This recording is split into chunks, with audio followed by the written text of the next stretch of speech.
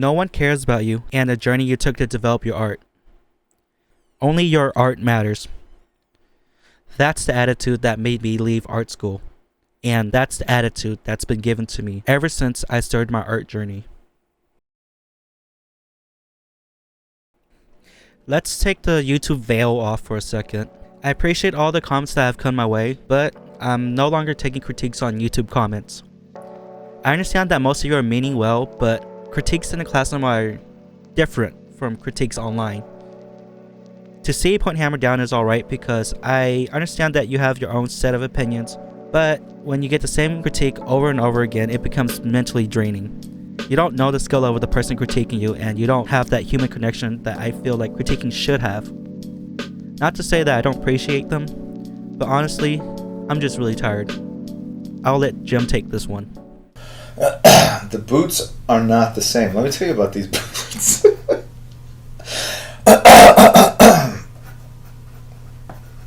You know, we did a raid yesterday. We went to this artist stream, and someone in the stream was like telling me, like, your eyes are not like one eye, something. And I'm like, dude, just let her create, man. It's art. She's not creating a photograph, man. And you're watching a work in progress. Like, you know, I wouldn't say it's rude, but just there's no need to chime in. There's no need to chime in, really. Like, you know, unless they they specifically ask you for your comments. You know what I'm saying? Like, it's just. So we have this thing in gaming called backseating, where the viewers tell the player to play the game the way they want them to play. It's annoying, and honestly, it's plain rude. If someone messed something up, just let them figure it out. Let them discover things that will naturally come to them. And the same goes for me. If I want critiques, I'll ask for critiques. Besides that, play nice in the comments. It's my space, not yours. And if you don't like that, then I don't want to interact with you at all. Sorry. I'm taking this hard stance because it's easy to critique someone online when you haven't put anything out there yet. Most people on the internet just talk, they don't take action anyways. I don't really respect their opinion, so whatever. And if you guys think that I'm easily demotivated by stuff like this, I'm not. I'm a Souls player. I was naked, I found a stick, and defeated God like 5 times. Not including New Game Plus, alright? We're kind of built for this type of struggle. So after the last video, I've been given a lot of critiques and now I'm learning the fundamentals. Honestly, it's been so fun that I haven't had the desire to make YouTube videos for a while. Sorry about that. And thanks to those people, I'm remaking the first chapter again because it wasn't good enough. I spent at least 3 months on that and I guess it was just crap art-wise, so I'm just gonna redo it again. I spent some part of this week scripting out the second arc and now it's finished. At least 21 chapters have been written at this moment.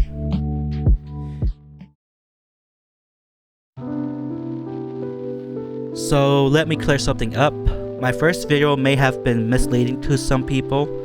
I've honestly been working on this manga for 8 years, but I only took it seriously after the 6th year.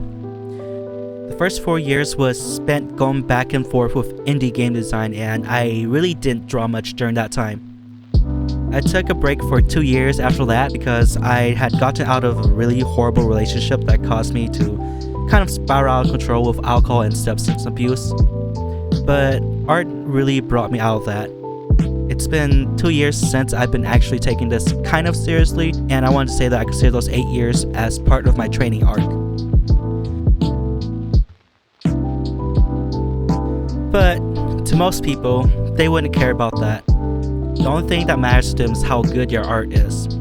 If your art's bad, then you have no value to them whatsoever. This type of attitude is very prevalent in the art community and it's a really horrible and toxic one. Adam Duff made a really good video about this and you should really check it out if you haven't.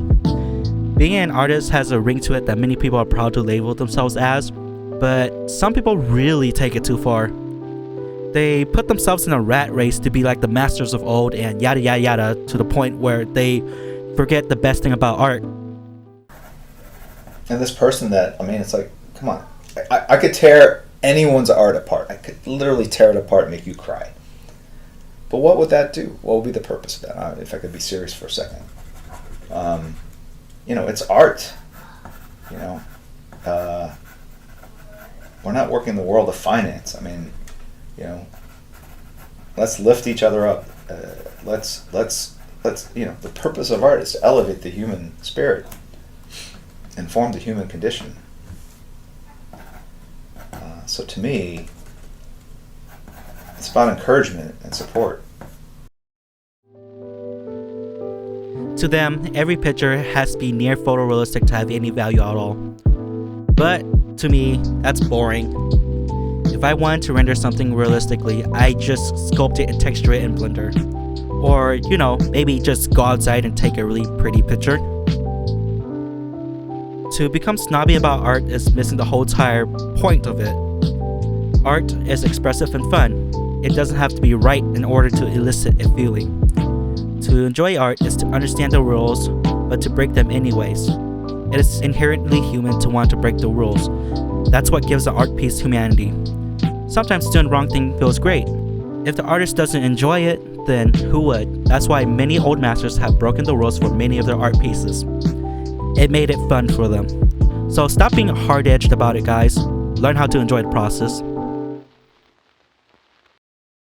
I'm there to appreciate what it is. And frankly, you look at a lot of artists, from Van Gogh to the greatest painters of the world, that everyone mixes in something that's a little off, because that's what actually distinguishes style. That's if you think about style, and this was a paper I had to write my freshman year. I struggled with it in college. It was basically what is the definition of style? And I think artistically, one can make an argument that style is it's the sum total of all your mistakes, your distortions of reality. If you think about it, So if you draw big hands or you stylize hair, you draw it very differently than it is in reality. So I don't know. All right, that's it. I'm done. Soapbox is over. A really big thing about manga is that not every panel has to be a masterpiece. It's better to focus on bigger panels while spending less time on small panels that most eyes will just gloss over. Not everything has to be perfect. It wastes your time budget that could be used to polish something even better. For example, some people look at an anime background character and poke fun at them. To me, this shows that they have no idea what they're talking about. They just see bad and not the reason why it's like that. The time budget allotted to artists didn't allow them to polish it out, or it's just not a major scene. Time is a really big factor in art and you shouldn't underestimate it. But people don't understand this. They just only see the end product. I see this a lot when some people make fun of smear frames and try to justify something being bad because one frame out of thousands of a show was, quote, bad. I've seen the blatant misuse of terminology so much that I don't even care to correct them anymore. Honestly, arguing online is a waste of time. Please keep your sanity. These people can't be reasoned with. Let's talk about AI art. So I guess for a few months now, AI art has allowed many people to create their own artwork, and that's great. Like I said, I enjoy it when more people get to create things, but I don't agree that these people should be considered artists. All they have done is just use models that stole art off of real artists and made something that looks off. I get it, it's not convincing getting this from an artist. As artists, we are made to hate this new technology, but with a slightly trained eye, you can see the horrifying results of these pictures. Every time I boot up YouTube, I get an ad for AI generated anime pictures. Cool, I thought, until I actually saw it. Look at the hands. Oh god, I was gonna puke. I am definitely gonna use this as inspiration for a monster design one day. And besides the ethics of hiring an artist versus using AI, I don't like the way they use an artist's art to try to make a profit out of it. Kim Jung-ji, one of my favorite artists, passed away in 2022, and a week later, his art was used to make AI art. Even Kentaro Miura's art was done the same way. Many AI users would argue that this is like keeping them alive in the form of new art. But to me, just let them rest. These men have created so many beautiful artworks, and to have them used as a fuel for a soulless program that spits out horrible junk is an insult to their very lives.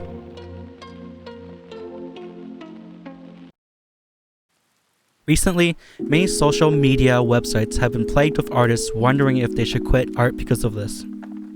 Seeing the ocean of waste that's now being put on social media was demotivating them. To me, seeing this confirmed that nobody wants to put in the work to become an artist. A complaint that I've heard is that artists are gatekeeping art. To that, most of us say, the only thing that's gatekeeping you is the pencil that you refuse to pick up. Most of us started drawing with big number 2 pencils in our notebooks, and that's where I first started. I doubt that the people who complain about things like this have ever done anything worthwhile in their lives. I've seen that many people are using AI to create comic books, and it's laughable to me. With no composition, no sense of design, no pacing, and no cohesive writing, these attempts of making a comic are pathetic to me. To think that putting pictures together with strings of text that barely connects them makes a comic is laughable at best. Their paneling is confusing, and it shows how much of a novice that they are. It's funny. I went through the same thing while drawing manga for the first time, but I improved by making more projects and eventually got something that's sorta legible. These folks will never learn that taking shortcuts won't help them at all. Just like with the indie game scene, with better tools, the more people can enter this world.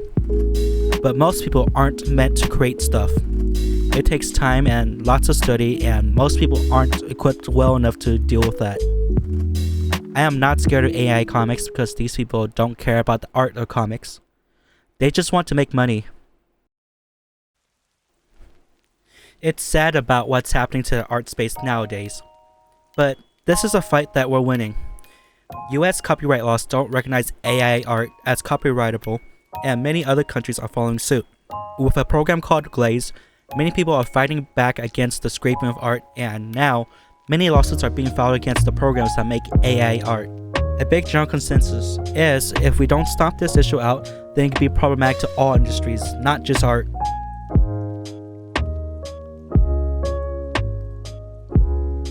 So, I'm sorry about this big doom and gloom video, but it's something that's been stuck in my head for a while.